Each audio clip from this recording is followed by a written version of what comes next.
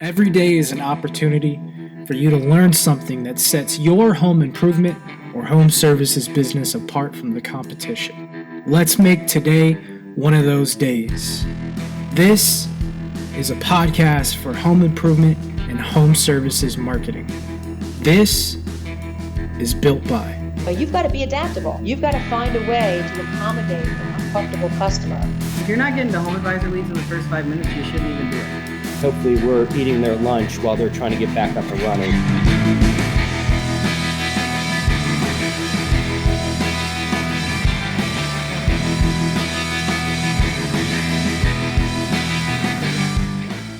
Hey, what's up guys? Matt here with Hatch and BuiltBy podcast. I hope you had an amazing New Year's and holiday season, Christmas, Hanukkah, whatever you celebrate. It's good to be back in 2021. It's a clean slate. It's semi-clean. There's still some smudges that probably will be hard to come off from 2020, but for all intents and purposes, I'm ready to hit the ground running, and I hope you are too. So I took the week off last week. I wanted to do kind of an audit of where we're at with the podcast, what was working, and what you guys found valuable. I drink a lot of bourbon. I played a lot of golf. I rewatched a lot of episodes, talked to some folks, and what I found was that really that marketing piece is what provided the most value. I think marketing in of itself provides more value across the entire organization than anything else. And my reasoning for that is because as an owner, if you're about to spend $10,000 in a social campaign, like, how confident are you? Like, do you know what that entails? As a sales manager, when your reps are at a house and knocking on a door and they're having a conversation with a homeowner, it gives you a leg up if they've seen the logo and they've heard the name. It's still cold, but it's a little bit warmer than cold, lukewarm, maybe, I guess you could call it. I'm going to refocus BuiltBy and provide you the most value this year.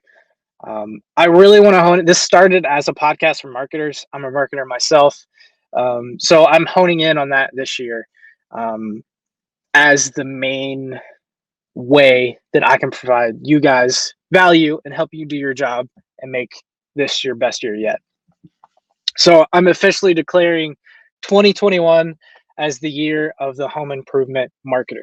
And there's no better way to start the year off than with this episode today. We're starting this year. This is like kind of a Super Bowl episode, in my opinion. It is unbelievable. I am so glad that I connected with Sam Byler over at Boostpoint. They recently partnered with Hatch. They're an advertising marketing firm. He's co-founder there.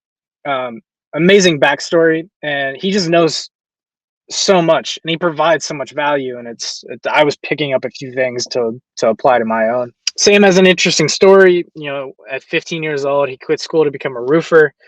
Quite a career move. It was at his dad's roofing business.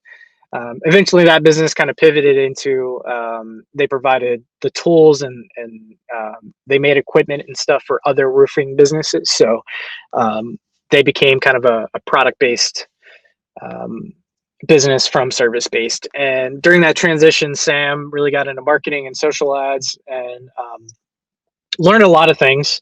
Then he spun off his own little side gig, Boostpoint, with a web developer.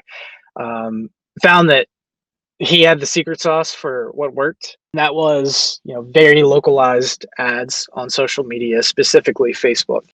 And again, this is an unbelievable first episode to start the year off with. Hopefully I can kind of keep up this momentum with the rest of our guests. We have a ton of great guests planned for the remainder of January. I'm really excited for what's to come. And by all means, if you're watching this, I want to kind of remove the barrier. Add me on LinkedIn, Matt Miner. I work at Hatch. Message us, hit us up on Contact Us. Leave comments on YouTube. If you're listening to this on Spotify, any suggestions for guests, or even if you want to tell me you hate it, how I can make it better. I want to learn. I want to make this really a resource for you guys that makes a difference for you and helps you crush your job this year. So without further ado, Sam Byler at Boostpoint, enjoy the episode.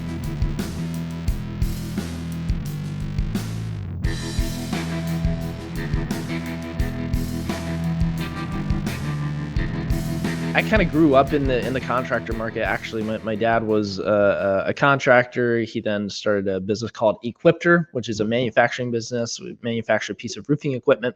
And so I was the marketing director there for about 4 years. And the problem I saw in the contractor market 3 years ago was, a lot of contractors were trying to figure out social media ads for lead generation. Great opportunity, almost unlimited potential as far as lead generation in a local market. But the problem was three years ago, as I talked with contractors every day about this, because I was in a marketing role and like just rubbing shoulders with contractors every day at trade shows. And the problem was like, okay, I see the opportunity, but the how was missing. It's like, I don't have the marketing experience to figure out native ad platforms like Facebook Ads Manager, and I don't even want to. And, I don't really have the budget or the confidence to go to a marketing agency that would specialize in this to really make it work. And it's hard to find a marketing agency that really knows what they're doing with social media ads specifically. So then 2 years ago, set us on a mission to actually build a marketing software that really simplifies the social media ad lead generation ad space. So we built a platform where contractors can easily do it themselves at a fraction of the cost of like hiring a marketing agency and actually get really, really good results. Very cool, man. Starting at the beginning, it's pretty interesting. You see this not even just in home improvement, but in companies general. It's where an owner's like, okay, I'll bite. I'll put some money into an ad campaign, whether it's on Facebook or Google or something along those lines. They throw $10 in for a month. They don't see any results, and then they think advertising is cursed and it won't ever work for them. And this line of thinking is very wrong because it takes some time there. In your opinion, what are some mistakes you see when owners have this kind of mentality of, I dabbled in it, but it didn't really work for me? Yeah, I think kind of a general rule of thumb when I think of advertising and marketing to be successful with it is you have to have the belief in it before you invest in it, and actually go into it with confidence that it's going to work. Mm-hmm. And that's just going to put you in the right mindset to be able to be successful with this. Social media ads specifically, some of the key mistakes that we often come across with maybe contractors that have tried to do Facebook ads themselves is it's often in the details of the ads themselves. It's like, because the ad itself, the creative can determine like, are you going to see cost per lead results of $20 to $75, which is the average for home improvement leads through social media, or are you going to see $300 to $500 like per lead? Like we've seen both, and some of the details is like, okay, like what type of conversion pages are you using? What's your ad creative look like? What's your photos look like? And just some of those details, and maybe some of the other things that mistakes that we've seen contractors make is, if that's kind of an example if someone's going to try to do it themselves, through Facebook Ads Manager. On the agency side is maybe going to a marketing agency that specializes in SEO or your website. Maybe they do everything and expecting them to be social media ad experts as well. We often come across a lot of contractors that waste a lot of advertising dollars by leveraging a marketing agency that maybe doesn't specialize or have a lot of experience with social media ads. Gotcha. That's awesome. One thing that Boostpoint does really well is you seem to really hyper focus on location. So geotargeting, which is serving ads specifically to a geographic area, whether that's zip code or whether that's a town, that kind of seems to be your bread and butter. Why is this such an important piece of the puzzle for you guys when it comes to your social ads?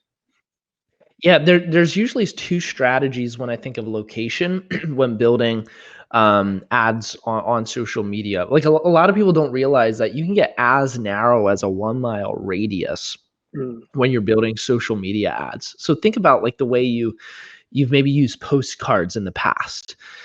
The reality is you can get more impressions by spending less on social media in a very hyper targeted area versus traditional media. And so one strategy would be, hey, where's the past dozen or 2 dozen jobs that I've done, or where am I planning to work the next 30 days? Let me put in those addresses and just hyper target those areas, because that's where people are already seeing my trucks, they're seeing my yard signs. I'm already active in those neighborhoods. So let's look at, hey, let's generate more brand awareness and actually generate some more leads in those particular neighborhoods, because they're qualified neighborhoods for me because I've already worked in those areas. An industry maybe like the roofing industry as well. It's like, hey, where are you canvassing? Where are you currently canvassing?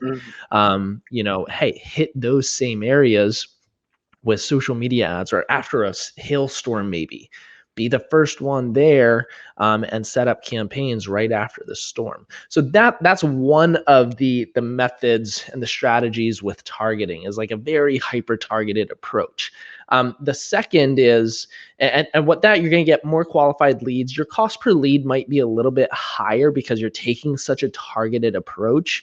And then the second strategy, and I recommend contractors use both of these simultaneously. The second strategy would be like, hey, let's look at your whole service area and kind of have this evergreen campaign always going on in the background, where, maybe it's your whole service area and you're really looking to get, the lowest cost per lead and just consistent leads for your sales team and for your pipeline, because that's where, hey, every month, I can invest $4 or $5 grand just in my whole service area, and I can just see consistent leads come through. Usually the larger the audience on social media ads, the lower and more efficient the cost per lead. It's just kind of like a general rule of thumb with the Facebook ad algorithm.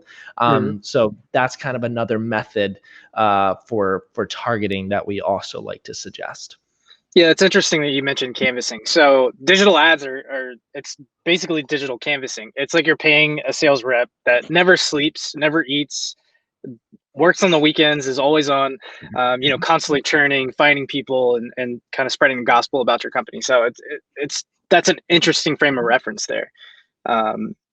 Cool. And you mentioned that targeting, and that's a great segue into another question I had, which is, Facebook's targeting algorithm is unbelievable. It's crazy. It just churns, and the way it works is, correct me if I'm wrong, is, it finds people that convert on your ads, and then it finds people that look like that person that converts, and then serves that ad to them. And it's just constantly happening in the background, just this really engine, and it tightens up the more that you have money in it and the more that you're investing in it. So what are some, and feel free to not give any secrets away, but when it comes to targeting, what do you guys see? Is it that broad-based general interest kind of targeting, or is it more hyper-focused? Yeah, great question here. Great question, because the possibilities are kind of endless when it comes to targeting, audience targeting with Facebook, and it's so different depending on what industry you're in. I mean, it's completely different for B2B versus e-commerce, and it's just a whole world of how do you the type of audiences that you can target. A huge like my first experience with that light bulb of how I can target people on social media ads, and that I was like, there's no other platform that I can get this targeted, was 8 years ago when I started running social media ads for Equipter, the company that I was working for at that time. Yeah, I could get in front of roofing contractors in the US. And I'm like, wow, there's no other place that I can spend this low of a budget and get in front of such a large audience that was super targeted. And so as we've been working with contractors, over the past 2-3 years, we've learned a lot as far as how to filter the targeting criteria on Facebook to maximize ROI for contractors. And there's kind of two methods to this as well. What most people start in with is we've done a lot of audience research for contractors, and we've seen combined with the geo-targeting. So getting really tuned into what geography you want to target. That's a really That's one of the most impactful things. It's like, hey, the areas, because for most contractors, it's like, hey, as long as they're homeowners in a certain area, they're a qualified prospect.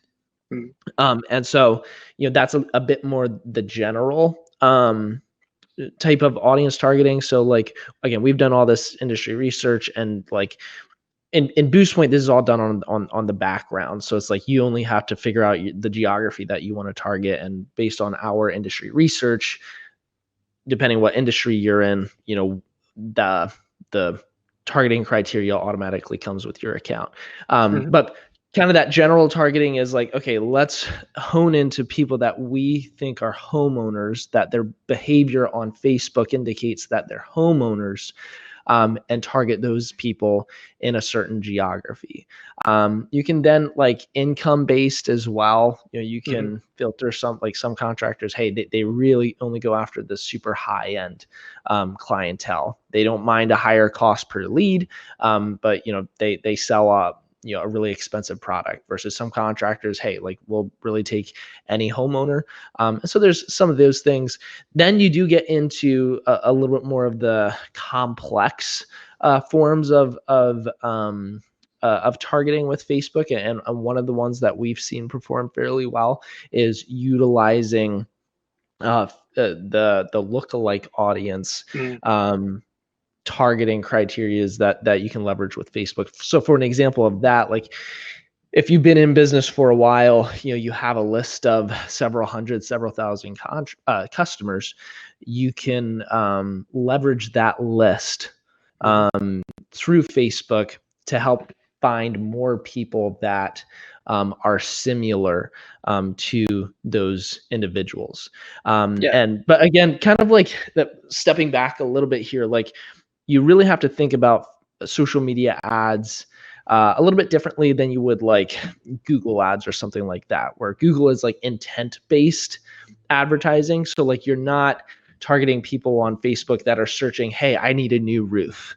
Like it's a bit more like TV advertising or radio advertising. You're taking a certain audience, putting your message in front of those people in a creative way that captures their attention, in hopes that they're going to act on that.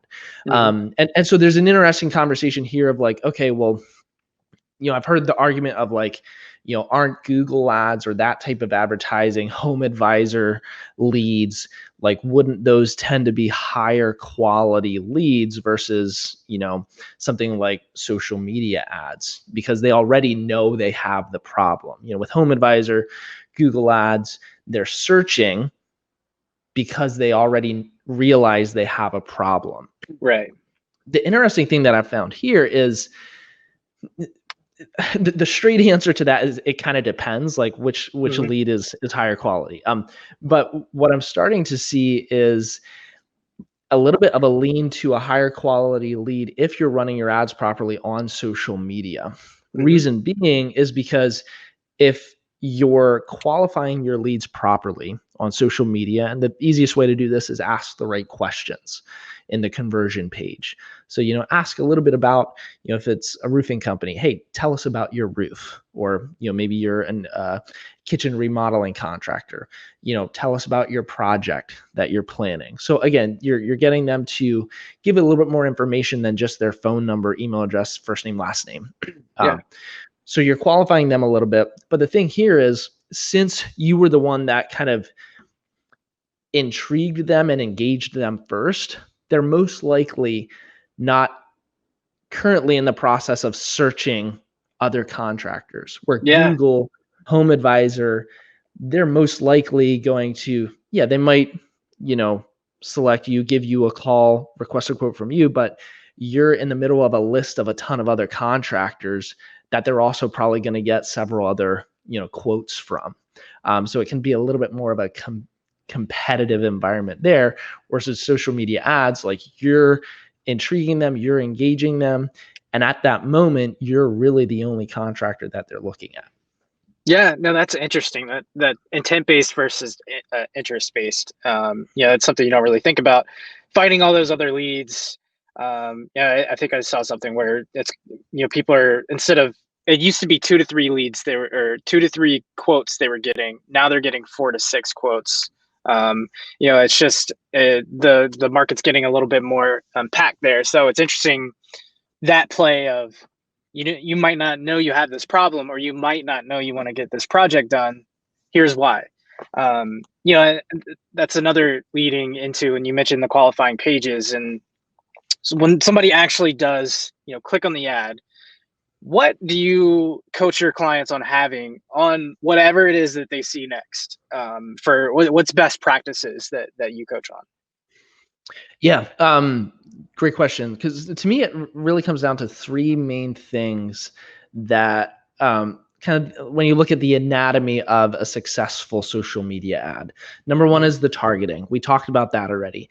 Number two is the ad creative. Like, what's your ad actually going to look like, and what's going to intrigue people to act on it? And this is this one I like to call the X factor in social media ads, because like it can amplify everything by 10x if it's done correctly. A super creative ad, if there's more engagement on it, like the Facebook ad algorithm takes over and will show it to more people because hey, that there's high engagement on this type of ad. So you need to think about that as you're creating your ad. So it's very important to think differently, that like this isn't a Google ad. Like, it's not just text. This is unique. You have text, but you also have the option for a photo or a video. And so there's a little bit more energy that you need to put into this, because it's more than just throwing text on a screen. And so some of the let's talk about, first of all, the creative part of the ad. So photo and video. Every ad needs a photo or video. So here it's important, as one of the most consistent, successful types of imagery that we've seen for contractors is really great before and afters. Maybe you use a product like Company Cam, and you have the ability to, easily create before and after photos, whether on a roof replacement or a kitchen remodel, painting contractor, concrete coatings, like all of these types of services. You're operating on a home, and there's usually some visual component to this that can be really intriguing at first glance. So like a before and after, the contrast of that, it's just a good scroll stopper. Like, hey, look how we transformed this home. And a before and after in that contrast is usually a better way of stopping the scroll versus just maybe a photo of a brand new like a finished project, because it's like, especially like a roof or something, or an exterior remodel, if you just show the finished product, there's nothing to compare it to. And like, I could be scrolling through Facebook and it's just like, oh, it's a picture of a house. Because there's no context for that image. So again, before and afters can be great. If video can be super powerful as well, the nice thing about video is you can capture more attention from your audience. Because again, people will spend 30 seconds watching a video versus a photo. You can basically digest that in a couple seconds and then you're done. Where if you utilize video properly, you can capture more attention and more screen time with a potential customer. Now, video is a huge variable, because like I've seen a lot of people just like, hey, try to throw their promo video on a Facebook ad and like expect it to perform really well, where it's like the context of video on social media, you more have to think about it like, how would you FaceTime a friend?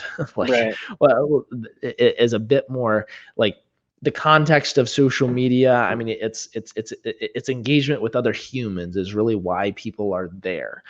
So you really need to think about that if you're using video in your ads. Videos can be some of the most powerful forms of advertising, but you need to think about it and produce it properly. And when I think about produce it properly, I'm not talking about spending $10,000 to get a video crew to come in and record you. I mean, the most effective videos that we've seen are just like selfie style videos. Like, think about, hey, maybe I'm a roofing contractor in a neighborhood and I'm like, hey, Lancaster, we've been doing roofs in your neighborhood the past month. We have a special promo through a financing offer, that we're offering to the next 10 customers in this neighborhood. We're right here in your neighborhood.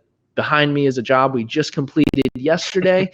Fill out this form below, and we'll come out to you tomorrow, and get you an inspection on your roof. So again, something like that would be super engaging.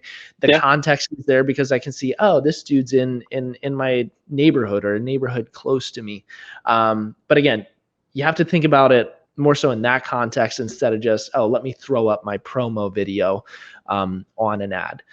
So the ad creative, like the image or the video side, like that's really how we coach our clients to be successful with the ad creative. The ad text, like that's a whole other very vital component there. It's easy to just, oh, let me use a headline of get a free roof inspection or something like that. Again, you need something a bit more intriguing. Like maybe you're running a special, through a financing offer or something like that. Like not many people realize, hey, I could get a new roof replaced without paying anything up front.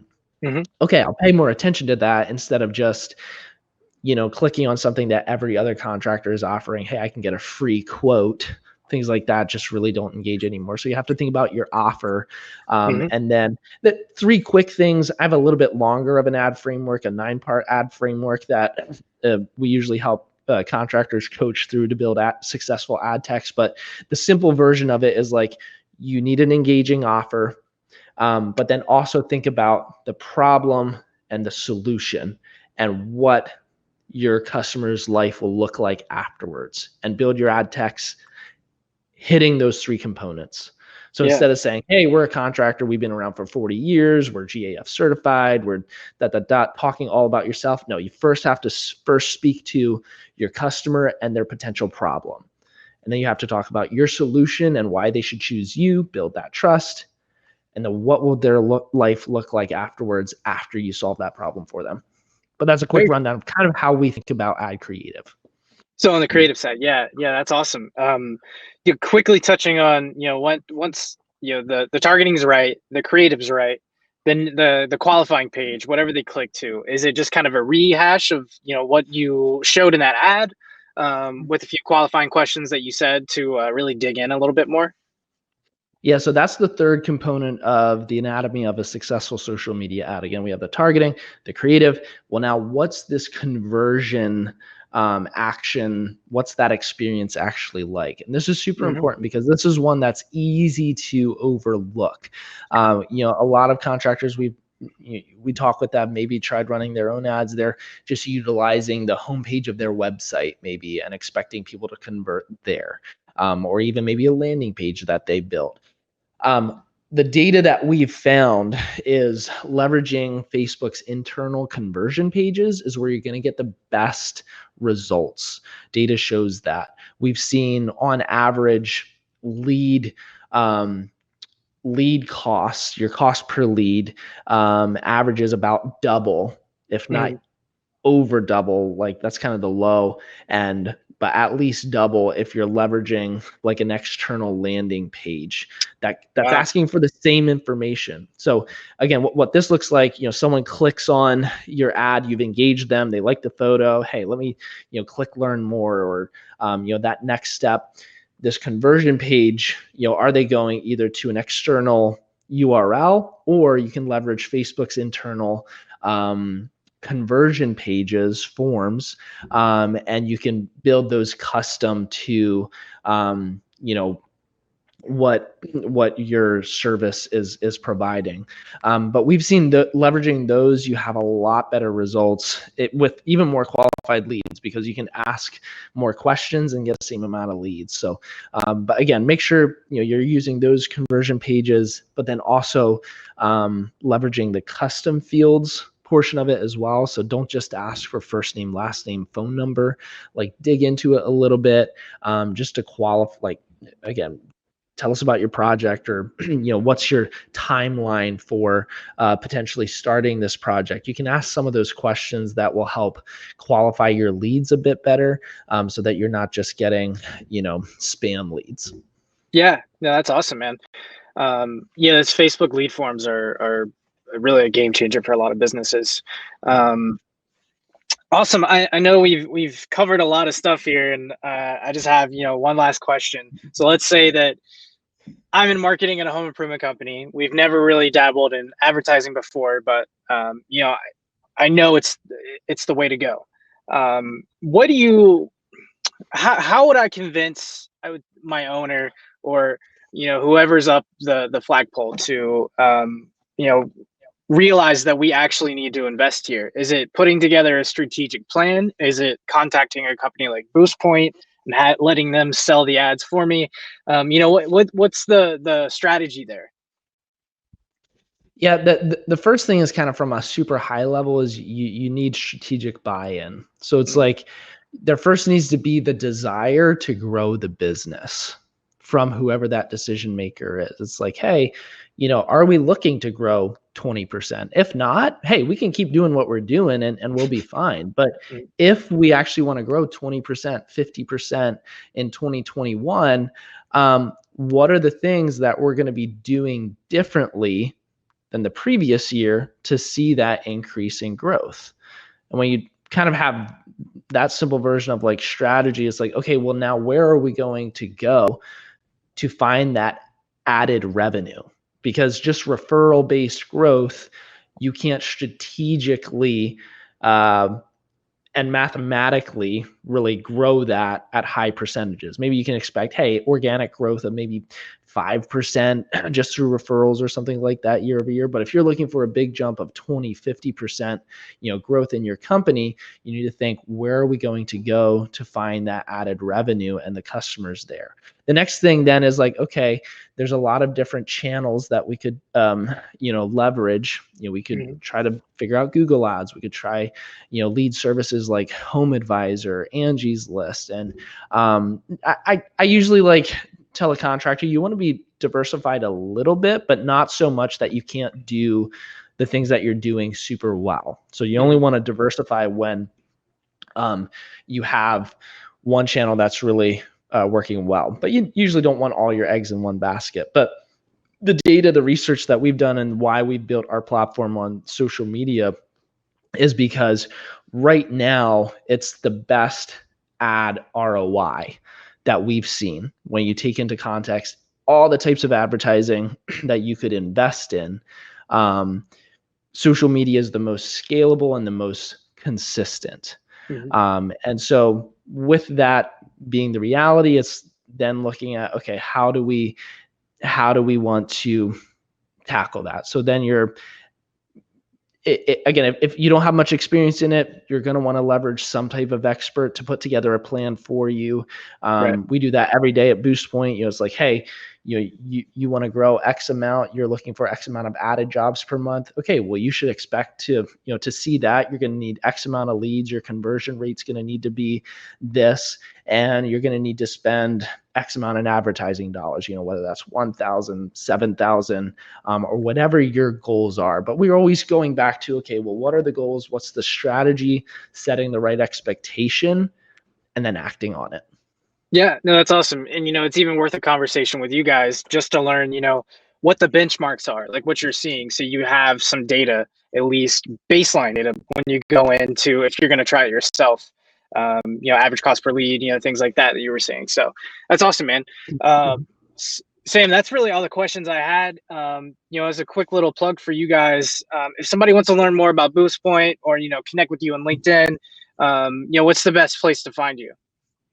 Absolutely. Yeah. If you want to connect with me personally, you can find me on LinkedIn. It's a social media platform that I'm most active on. Just Sam Beiler, Beiler. Feel free to reach out to me there. If you want to learn more about Boostpoint, boostpoint.com. Find some information on our website, maybe book a call with one of us, one of our ad experts here to get some more information. Even if you're curious, like what are those benchmarks or what should I expect with social media ads? Like we're just always open to a conversation to kind of guide you in the right direction. Great, man. Again, thanks so much for joining. This is a lot of information in here, and I think it's extremely valuable for contractors and marketers in home improvement. Awesome. Yeah, it was a lot of fun. Really, really love these conversations. And Matt, thanks for facilitating this conversation. It's been great. Absolutely, man. Have a good one.